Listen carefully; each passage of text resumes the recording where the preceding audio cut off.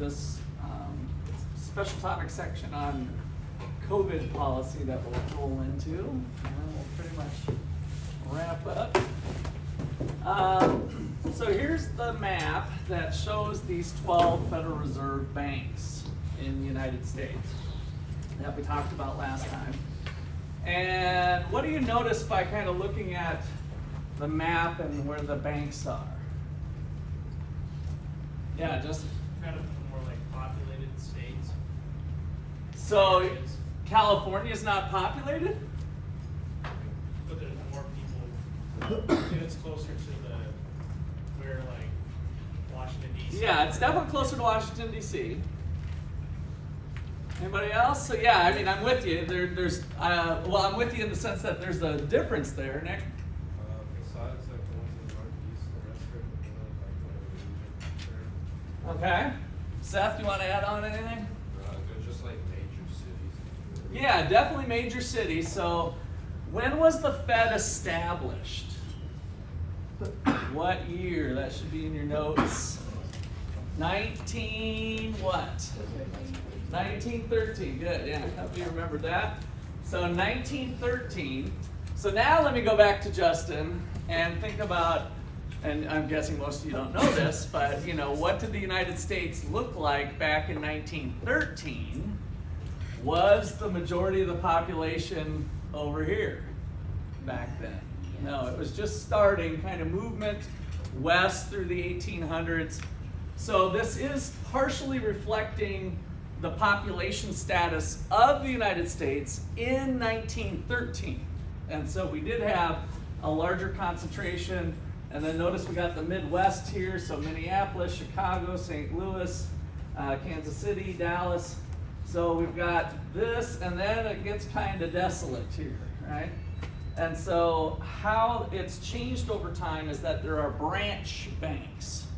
And so there's the most branch banks actually cover this West Coast. So San Francisco is the location of the central bank, but then there's little branch offices that are scattered around the West as the population changed, because the intent was to be reflective of what's really going on in various parts of the nation, so that these people out here in the real world, so to speak, could inform the fake world of Washington, D.C. with the Beltway, which kind of can operate in its own bubble, can inform them at these meetings of what's going on in the real world. Okay, so that's the location of the 12 Federal Reserve banks, kind of how they're set up. Any questions there or comments? Yeah. Does New York have its own district because of the stock market and all that? Yeah, it's not its own district, but and I think I did run out of time to mention this yesterday with which is kind of my next thing I was going to talk about. Sorry, looking at it. The Federal Open Market Committee here has the New York president on it. And again, 1913, no Zoom, no internet, no nothing. The New York president was always on that because they were doing those open market operations. What were open market operations again? One of the most important tools of the Fed to impact the money supply. Well, it was an open market operation. Let me come back here. Justin, thank you, but give me a number between 3 and 7. 6. 1, 2, 3, 4, 5, 6. Simon. Okay, purchase and sale of bonds. So that's the Wall Street connection. And so since the New York president of that Federal Reserve branch was there near Wall Street, they were the ones that kind of facilitated the purchase and sale of bonds. And so that's why they're always on this Federal Open Market Committee. So that's the only thing as far as being kind of a special status with New York. Probably wouldn't be as needed today with, again, everything being digital, but they have not changed that. So there's 4 presidents that rotate through, so it's a members that rotate through that committee with the presidents plus the 7-member board. So there's 12 members total of the Federal Open Market Committee. All right, so then we've got the 12 Federal Reserve banks, 25 branches, so that helps kind of spread the love around, especially the West Coast area. And then within that then are the commercial banks. So Wells Fargo that we've talked about in some of our examples, but also credit unions, savings banks, any sort of depository institution falls under the umbrella ultimately of the Federal Reserve Bank with different restrictions and rules that they have to follow. And then of course down here is you guys with your checking and savings accounts. All right, so that's kind of the structure of the banking system in the United States that we've been working on here the last 4 days. Any last questions or comments on the structure? All right, so the tools of the Fed, we worked through all 4 at length yesterday. And we also mentioned the monetary base. So the base of that kind of supports the money supply. They call it the monetary base because in a sense, when we look at reserves at the Fed plus currency in circulation, this ends up determining the actual money supply. And so I've seen some other textbooks kind of draw it this way. And so think of this being M2. So checking accounts, savings accounts, currency in circulation. So this amount here is something that the central bank can see visibly, right? Deposits at the Fed, the ones that they're not loaning out, and any other currency in circulation. The Fed knows how much is out the window, right? Because they're hopefully keeping track of that. Maybe they're not as carefully as we want. No, I think they do a good job of accounting on that. But that then sets the base that supplies the nation's currency. And so they'll use that as their monitoring tool. All right, so that's the base. And then yesterday, we went through all of these in detail. And so what I worked you through yesterday, I think, was a decrease in the money supply each time. Is that right? Maybe I didn't do the increase in reserve. Yeah, I did. Yeah, we went up with the increase in reserves. What I tried to do is just be consistent to show you what the Federal Reserve is doing today. So today, the Federal Reserve is doing restrictive monetary policy because when those COVID bonds were purchased, and I'm going to give Mary some relief here of being Biden today. So, when those COVID bonds were being purchased because the government didn't have enough money to give out them as much as they had, well, they were pursuing expansionary policy. So if we go back about 3 years ago now, what the central bank was doing was expansionary monetary policy. They were going out and buying the COVID bonds. Woo! Everybody have fun. There's some money. I know you've been sick and stuff with COVID. I hope this helps you out, right? And so now we flooded the United States with money, and what happened to inflation? It went up. So then Jerome Powell, me at the central bank's like, oh man, I didn't think it was going to get that crazy. I guess I didn't. My big financial econometric model, mathematical model, didn't quite work this time. And so now we got to put the brakes, baby. We got to put the brakes on this, right? So now we're going to pursue restrictive monetary policy. And so one of the key things that we looked at yesterday was the interest paid on reserves. And so that was that stair-step one. Remember how it stair-stepped all the way up to 5.4? That is increasing the interest rate. They also increased the interest rate on here, the extension loans. I guess they have it as loans here, but this is the discount rate. So changing that. And then of course, most importantly, open market operations, they quit buying those bonds as much, and in fact, they might have sold some to pull some of the money out of the system, right? And so if we look at the money supply today, which we did, and the monetary base, it flattened out. So we've been pretty flat the last year trying to tame inflation by sucking out some of the money, or at least leveling off the growth of the money. And so that's kind of where we're at today, waiting to catch up with that. Okay, so those are our 3 things. The one I wanted to point out is this one. The reserve requirements isn't really used as much as it used to be because of number 4. So the old policy, like we worked through with that problem, was if I want to slow down the economy, I'm going to increase the fraction that they have to hold back. So maybe we used to have it at 10%, but now we're going to say, hey, you can't loan out, you have to hold back 20%, right? Raise the required reserve ratio. What now goes on is instead of changing that, they increase the interest rate, and then the banks are like, wow, well, that'd be dumb for me to loan out money when I can have 5.4% all by itself. And so effectively, it gives them another tool that kind of does the same thing in terms of restricting the amount of required reserves, or bringing in required reserves. Okay, so any questions on that? Kind of a quick review of the 4 things yesterday. We spent basically all hour and 15 minutes on that. It's a big topic. All right, so I did show you this yesterday, but here it is again from the textbook. This is the effect of changing that interest on reserves policy. So the monetary base is the blue one, and it exploded after they started paying the interest on reserves. And the old policy is here. And so again, what we saw was banks kind of changing their behavior and not loaning out as much funds to private sector because they had this risk-free option with the Fed. All right, and then the last one that I didn't show you yesterday, I don't think.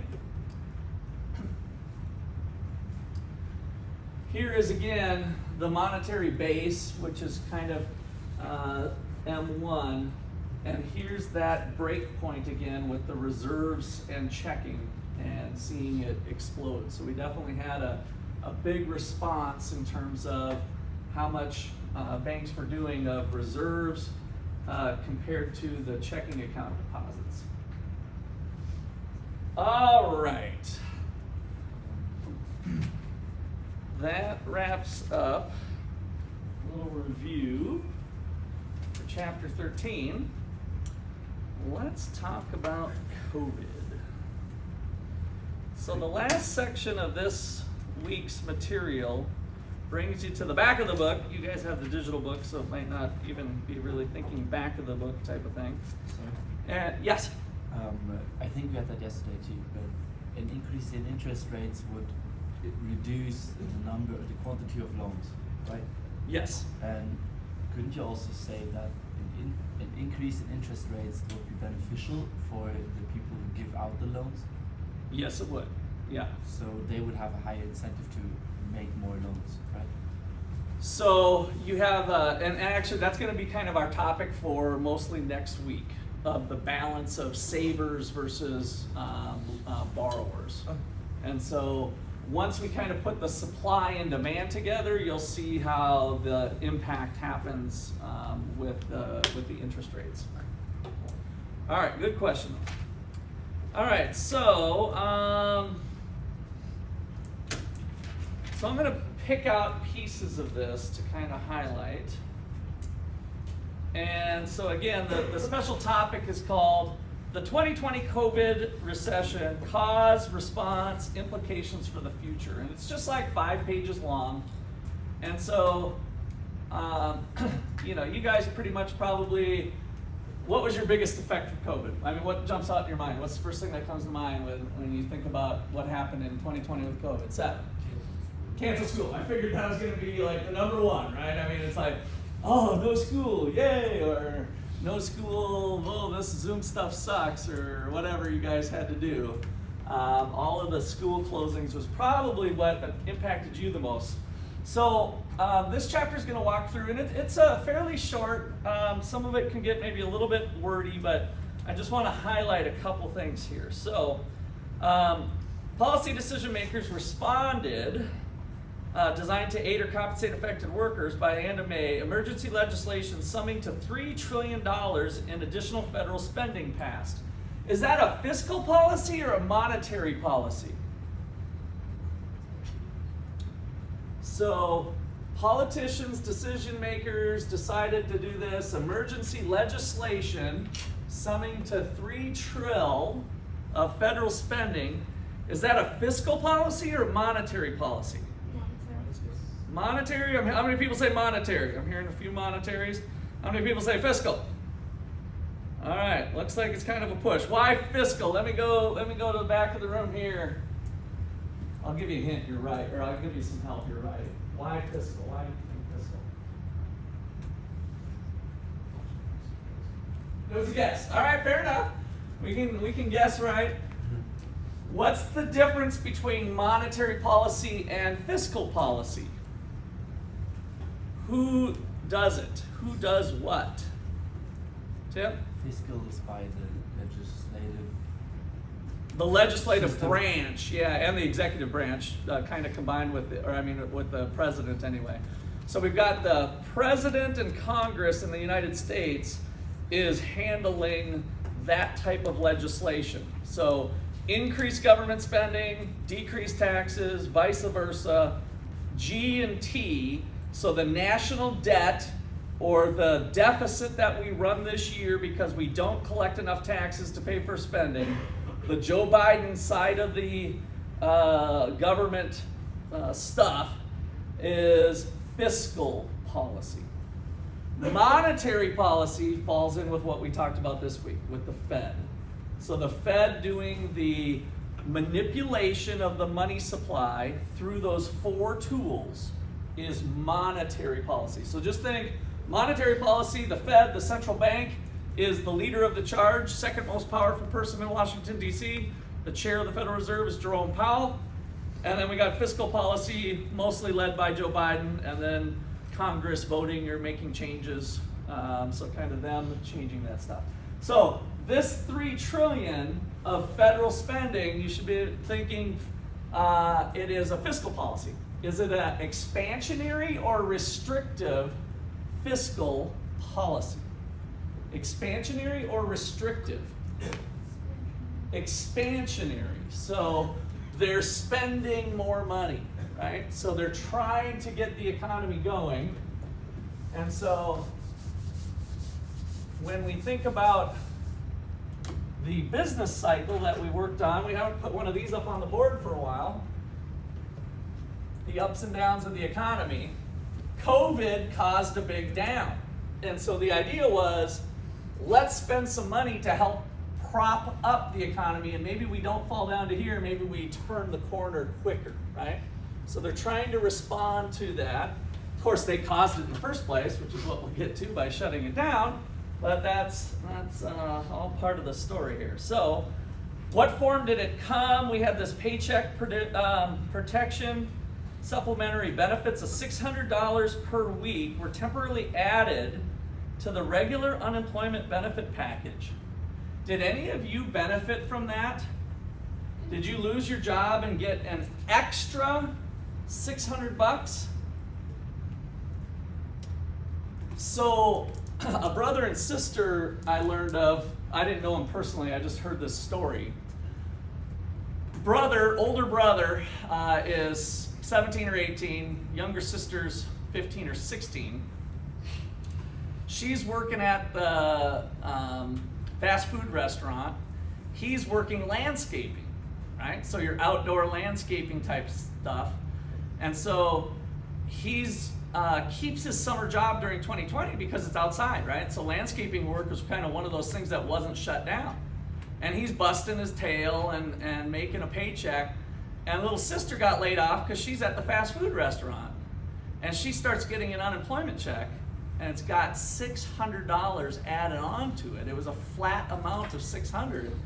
She was making more money than him, staying home while he was working full-time doing landscaping work, busting his tail.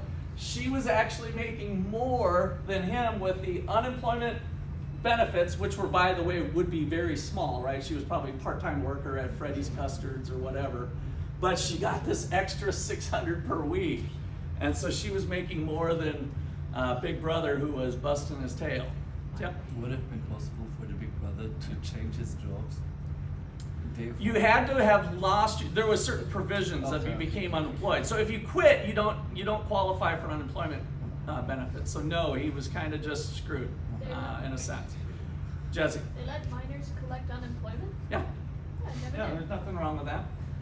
So grants and loans of approximately $650 billion were directed towards small businesses harmed by this. So my hairstylist, Casey, is part owner with 3rd Street Salon, and they got some of this money for being shut down, right? They had to do an application, so small businesses had a bunch of money available to the tune of the $650 billion. And they were framed as loans, but then it was kind of like a wink, wink, you don't have to pay us back type of thing. So 75% of the funds for wages, they had to kind of report. Bankers were helping to kind of facilitate them getting this. Grants and loans were provided to large businesses for harm. Substantial share of these were earmarked for hard-hit industries. Ottawa University received $5 million of COVID money. $5 million. Pretty good for our little university, right? Imagine what some of the other bigger universities got. Government checks. These are the checks that came out. $1,200 per adult, $500 per child, and as long as you had adjusted gross income, so some of that was a little income dependent. But these are just checks that came out. How many of you received a check? Or your parents received a check, and maybe they gave you a little bit of it if they were like, oh, I suppose I should share this with you. So Blake, yeah. All right, so that was what went on here. Now, this is the part that relates us back to the Fed. In addition, the Federal Reserve moved quickly to provide additional liquidity through the banking system. The Fed purchased a broad range of assets amounting to nearly $2 trillion during March and April of 2020. These purchases increased the reserves available in banks and at least temporarily expanded the money supply. So now we're mixing monetary policy with federal policy. So the government, in theory, can't print off money, or can it? So I lost my Joe Biden now. Okay, so we got our Joe Biden. And so there it is. So we can print off money. So how do I get money into the system? I go buy a government bond again, right? Open market, purchase or sale? Purchase. And I want you guys to, the reason I do this is so that you guys, when you're on a test or homework, can kind of visualize what is Russ doing with a purchase, right? You guys are the general public, I'm the Federal Reserve, and I'm increasing the money supply. And so now I have one of these bonds. That's what went on right here during 2020, is a whole bunch of purchases like this that ended up getting money into the system. Okay, does that make sense? So now I'm using monetary policy. Now, the reason I say printing money is that in theory, of course, Biden and Jerome Powell can't collude with each other, but they were awfully accommodating. And so now what happens over time is that Joe owes the central bank money, so give me some money. No. But guess what? Joe doesn't have the money, right? Next year, Joe doesn't have the money, so what does Joe do? Not print more. Got to be careful with your language. What does Joe do when he runs out of money? He issues a loan again. So now he issues a loan, and that loan is then purchased by the Fed, and now I have a new one.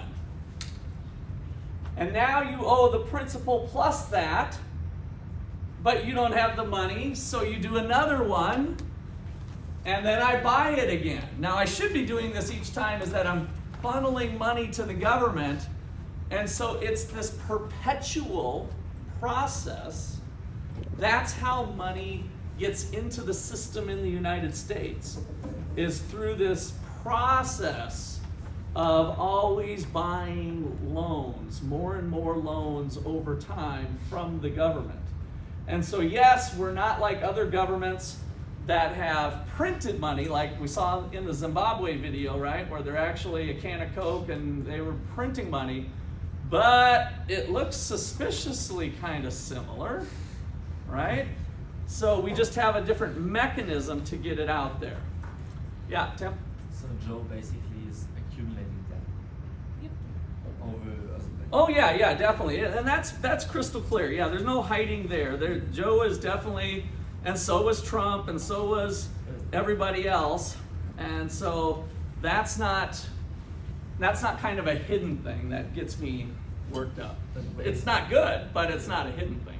Where's the end? Because I mean, there's only so much you can pay in rates, for example. Where's the end? Yes. So imagine that we get to a point where the interest payments are more than what we're spending on national defense and other things, right? We're kind of nearing the end. Interest rates are probably getting too high. The country's going broke. So Argentina's broke right now. They literally are bust. They can't borrow any money they can't sell these bonds like what we're doing here. Yeah. They've kind of run out of credit. People are looking like, well, you're not a good risk. There's a good chance you're never going to be able to pay this back, right? Or you'll pay it back with printed money, and then it's kind of worthless money.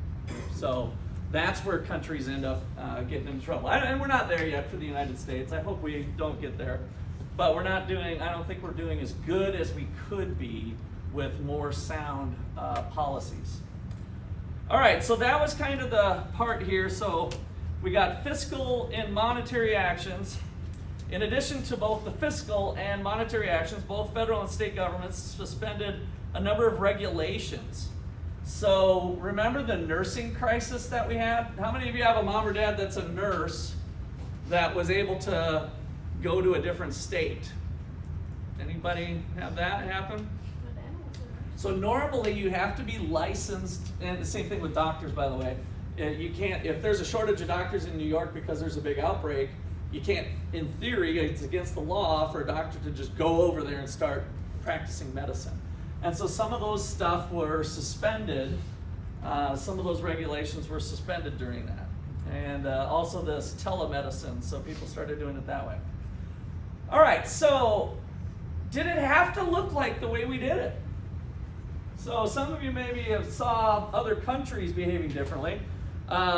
Since we have some internationals in here, what was you guys, did you get shut down? So Tim, why don't you start Germany? Just real briefly, just kind of, what did it look like for you guys?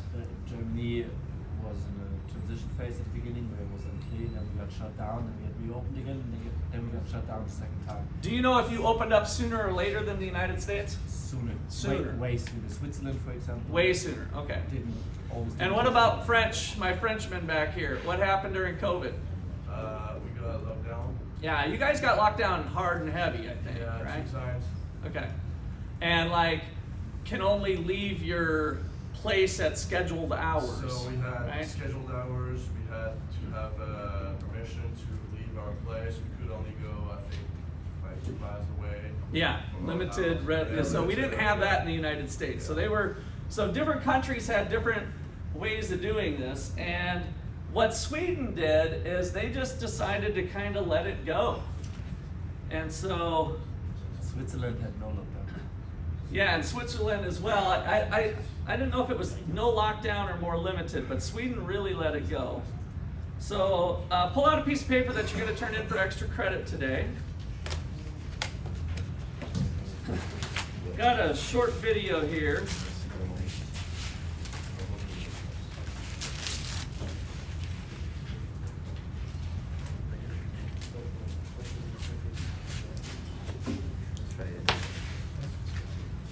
How do you think we should have handled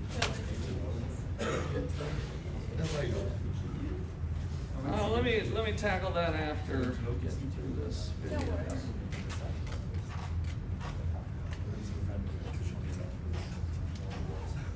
All right, where was this? These are too long. I had one picked out. Now I can't find it. Here we go. No, that's not it. All right, this is one. Hi everyone, Mark Barton here at San Diego Cross. Gotta watch an ad first. A 7-year-old son Daniel was shot to death in his first grade classroom.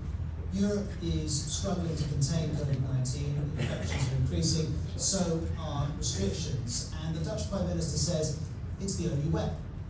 Okay, so what I want you to do on your sheets here, I might write some things out, but I want you to say, how was Sweden different? So, what did Sweden do for COVID? What did Sweden do for COVID? Question mark. And so just kind of do some bullet points here as you get through the video. You don't have to write a very lengthy thing, but just kind of take some notes down as we go. We have to be stricter, but is it the only way? One country has offered an alternative. I think Sweden got it, yeah, basically, except they didn't do it right in the beginning, but basically they got it right. But is Sweden getting it right? This is one of the big questions of the pandemic. Hundreds of articles have been devoted to it with wildly different conclusions. Times analysis says the Swedish response is a disaster. It shouldn't be a model for the rest of the world. But look at this from the WHO in late September. It says we must recognise that Sweden at the moment has avoided the increase that's been seen in some of Western Europe. We will be very keen on hearing more from the Swedish approach. Well, what is the Swedish approach? Put simply, when many countries went into lockdown in March, Sweden didn't. Instead, it pursued voluntary social distancing. It encouraged a range of things, working from home, avoiding public transport, table service in bars, and that advice rested on the assumption that people feel like this. We in Sweden trust the authorities, and if the authorities say stay at home, please, and work from home, we do that. So they didn't need to say you have to go on a lockdown. Sweden's calculation is that people will social distance effectively if the message is simple, credible, and consistent.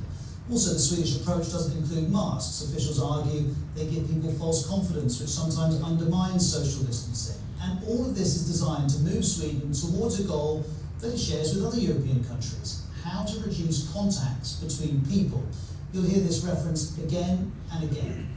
The number of social contacts and travel movements must be drastically reduced. If during these 6 weeks we follow the curve and we act collectively to reduce the number of contacts, that's the point at which we think we can progressively start to open up again. Because you reduce contacts and you reduce the risk of transmission. And relevant to that is the role of the super spreader. It's thought most COVID infections are transmitted by around 10 to 20% of people who have it. This Danish epidemiologist argues Sweden understood this. A full lockdown would be too much. You need to look at this super spreaders and limit them, and that's basically what Sweden did. The most visible step, or actually the only really intervention they did, was to say that your max gatherings was 50. So that's Sweden's approach, and to assess it, of course, we need to look at how the numbers compare. I'm going to focus on 3 measures. First, Sweden's total deaths per capita is the 15th highest in the world, higher than most major European nations. Second, when it comes to the total numbers of cases per capita, both Norway and the UK have lower figures than Sweden, but Spain and France have higher. And third, the infection rate. Sweden has so far avoided an autumn surge, but its infection rate is higher than Norway and Germany, and it's rising. This all feels a long way from the success stories some would describe, and there are other issues too. Some critics argue the whole thing is actually a misjudged plan to achieve herd immunity, something that's strongly denied. Also, Sweden's approach has relied on thousands of vulnerable people shielding themselves while others live under lighter restrictions. And Sweden's number of deaths was in part driven by a failure to properly protect care homes. But the man who devised Sweden's approach thinks in the long term it will work. In parts, we in Sweden have always had the same regulations in place, the same recommendations and general advice, and they still apply. I think it creates a sense of security and a long-term perspective, and then it's easier to follow. Consistent, long-term, consensual, this is Sweden's mantra, and at the heart of that is a commitment to the social contract, a contract that requires trust between people and national decision makers. You could argue without it, any COVID strategy will struggle. Now, as we've seen, there's nothing in the data that shows Sweden is definitely getting it right, but this emphasis on trust and consensus feels relevant as European governments once again change the rules by which people are living. All thoughts down.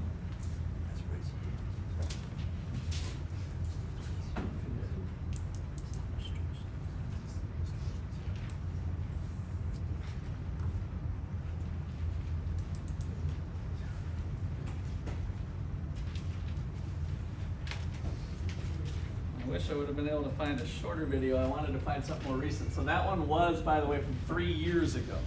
So that was while we were still kind of unknown. So Sweden's results ended up being pretty good in terms of GDP and other things. But I don't think that's what's really fundamentally at the heart of it. So what did you guys put down for what Sweden did? Let's see, where were we at with, we left off with you with the 7, what was our number again? 6, 1, 2, 3, 4, 5, 6. We already heard from you, we heard Fernando. Yeah. Where's your sheet? You're turning this in for, oh, you're collecting them already. Yeah, oh, sorry. Yeah, you didn't need to collect them yet. That's okay. Yeah, this one of your things, yeah. Okay, no mask. Yeah, we lived for so long with those masks. I was very grateful that President Reg at the time said that professors could kind of use their discretion practicing distancing. So when I was teaching, I dropped my mask. I was one of the few professors that did that and kept my 6 foot. I tried to be respectful, not walking down the aisles like I normally do. But I was very happy that I dropped the mask and didn't have to teach through it. I hated that, the students had to be in them, but that was the rules. So we let that go, and of course it got a little sloppy after that. But yeah, no mask. So did they really do anything? So no mask is what they did. So they allowed the culture there. They had worn masks for like 30 or 40 years. Masks had been the norm, and so then they told them, hey, because of this crisis, you don't have to wear a mask. Did they change it? My point is, did they change policy? No. So what did they do? Maybe let's stick with the mask thing for a sec. What did they do is what I asked for this. What did Sweden do? Let's just stick with masks for the moment. What did they do? Yeah, Blake? Okay, and so what did they do to with the mask thing and social distancing? Nadia? They left it to the people's own discretion. Okay, so what did they do? I just want you to really think, like, what did the government actually do? I think they did more, but what did they do? Yeah.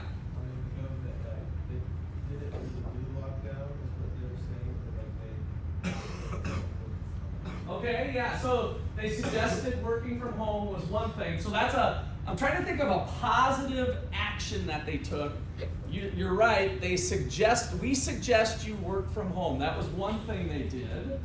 What else did they do? Did I see another person back here? Yeah, Seth? They kind of like put it in the hands like a trust system. But what did they do? Yes, I love it. You're right. Valentine?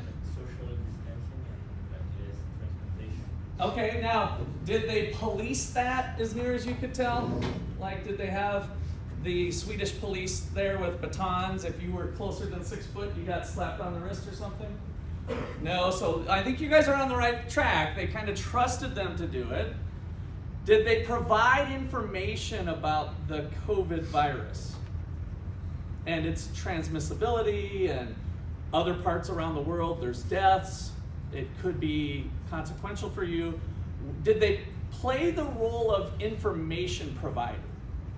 Did they tell the people that masking may help you, may not, here's the data, right? Did they say don't wear a mask? Like specifically, people said that they wanted to leave it to them to do it, but they provided information about it. This is a key fundamental thing. That's the difference between a coercive government forcing you to do something, wear a mask, don't do this, don't, all of the restrictions that we were used to, and instead letting the people decide. Let people be free to decide, free to choose their own level. Do people have the right to get sick? Do they have the right? Do you guys feel like you had the right to listen to the data? Oh, I heard this COVID thing, you know, it sounds like it could be harmful. I've been kind of keeping up on the research, but I really want an ice cream cone. And I'm willing to take on that risk. Like, I learned about the risk, but I really want an ice cream cone. Do you have the right to get an ice cream cone? What were our rights in the United States denied? Yes, right? So there was a reduction in freedom and personal choice. And so Sweden took on the philosophy of, you guys take your risk every day. Every time you walk across the street, you're running a risk of getting hit, right? I mean, it's up to you to look both ways and make sure there's not some sort of car coming on. We take risks every day. So this risk was a little different in a lot of its aspects, but the point is, the government could have still taken a little bit of the approach of, we believe in freedom here in the United States. Here's all the evidence from all the smartest scientists in the world. Here's the risk you're taking on if you go out to a restaurant and go get an ice cream cone. But at the end of the day, you make the choice, right? That's a different principled approach to how to run a country, as opposed to grabbing control. I know what's best for you. I understand the risk of COVID. I'm smart, you're dumb. Do what I say and you'll be safe. Now, I'm being a little bit dramatic, but that's kind of the fundamental difference of how to run a country if you're running it more based on individual freedom and individual choice, which includes choice to take risks that could be harmful to your health or could involve death, right? So that's just kind of a different philosophy here, and I think a lot of people take it for granted that the way the government did it is, well, that's just the way it had to be done, right? That's just what we had to do it to keep everybody safe.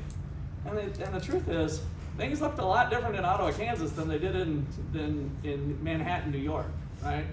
Where people are piled up on top of each other in Manhattan, whereas here, we can all kind of throw a rock and chances are we're not gonna hit anybody because of the population. So, why would we have a one-size-fits-all policy for the nation when our nation is so diverse and so big? It just didn't make sense to me. All right, questions or comments? I think the thing to take into account here too is it seems the Swedish people trust their government more than we do. And since we are so invested in having rational ignorance about everything political or perceived as political, how many people would have actually read up about the COVID guidelines and not just been like, no, it doesn't matter, it doesn't affect me, don't care, and just gone out? Anyway. Do they trust them because they don't mess with them though? Maybe. What's the trust? I'm not sure I understand what the trust factor you're talking about, because I don't know if there's less rational ignorance or even there. The one trust among people, not trust with the government, I think is an arguable point with a place like Sweden. A lot smaller population, a more homogeneous population, not as diverse as the United States. And so I think the trust factor, let's say respect factor for your other community members, like, hey, I'm gonna social distance because I don't want to get you sick, kind of like what you do for your friends and family and maybe people in Ottawa. That's just naturally going to be happening in a smaller country with a smaller population. And so that factor, I would have to concede, might be something that plays into their favor, that the trust and respect factor among its citizens to kind of quote unquote do the right thing might be higher there. Tim? But isn't also not informing yourself also a decision that you should be able to take on for yourself? Because she said that the people wouldn't have informed themselves with the information provided to them. I would argue because it affects So, do you have the right to be stupid in the United States? I mean, and maybe again, back to the principle thing, do you have the right to be dumb? Right? That's part of individual freedom, is that you have the right to stay uninformed, but then you have the right to, pay the consequences of whatever your actions were, right? And so, you take that risk, you get sick, you're out of it, or you pass it along to your grandma and she dies or something. I mean, yeah, do we need that level of protection? And so a lot of different interesting things here. So let me wrap up here. We got a few minutes left here just to kind of run down how will America be different from it. And so there's a lot of interesting things, some to the positive, I think. So, you know, the virus forced people to behave differently. So online doctor visits, stuff like Zoom, we like, oh, you know, some older people, like let's say, you know, somebody my age, I'm 52 or 60 something, they're like, oh, I'm not gonna go visit a doctor on a TV. You gotta go into the waiting room and, you know, see them, right? They were kind of, but then they were forced to do it and they're like, oh, well, this isn't so bad, right? I can do a Zoom call or whatever. So that's kind of an interesting thing that happened during it. Substantial increase in government debt. So of course that's a factor that will change America. We're going to be paying for that debt for a long time with the COVID bonds, as we've been doing. Monetary policy error with these high inflation rates, and again, this was written a couple of years ago already too, but with these high inflation rates, we don't have control of monetary policy as much as we used to with the problems that were there. Government regulations. So I think this was on the positive side. You know, do we need regulations about state-to-state travel of doctors? Or if you're qualified to treat somebody in Florida, is it likely that you can probably treat them okay in Alabama? Probably, right? And so it kind of exposed, if you're quick to remove those rules because it's a crisis, maybe those rules weren't good to begin with, or maybe we can explore why they were there. Increased restrictions on international trade and travel. So all of those restrictions that resulted in kind of this protectionist mentality, not necessarily a good thing with how it changed our perception. Relationships with China have continued to be not so hot right now. And then this ratchet effect is an interesting one, that this historian has gone through these policies, and what he finds is that we kind of say, oh yeah, we have this COVID crisis, so let's put these policies into place and we'll keep you safe, right? So we ramp up the legislation. What he finds when he studies this around the world with different countries is they don't go down. So the ratchet effect, you know, a ratchet where you're like cranking up the tightening effect here, it's like it ratchets up and then it stays, ratchets up and then it stays, ratchets up and then it stays. So what we see is regulations that are sticking around, and this is certainly true of the Federal Reserve in terms of their power, the interest rate on reserves, and some of the other things with the what they've been doing for lending capacity is certainly something that has happened in the United States, and I don't think that's a good effect. So this is kind of a mix of some positives and negatives, and we'll call it a day. See ya Monday.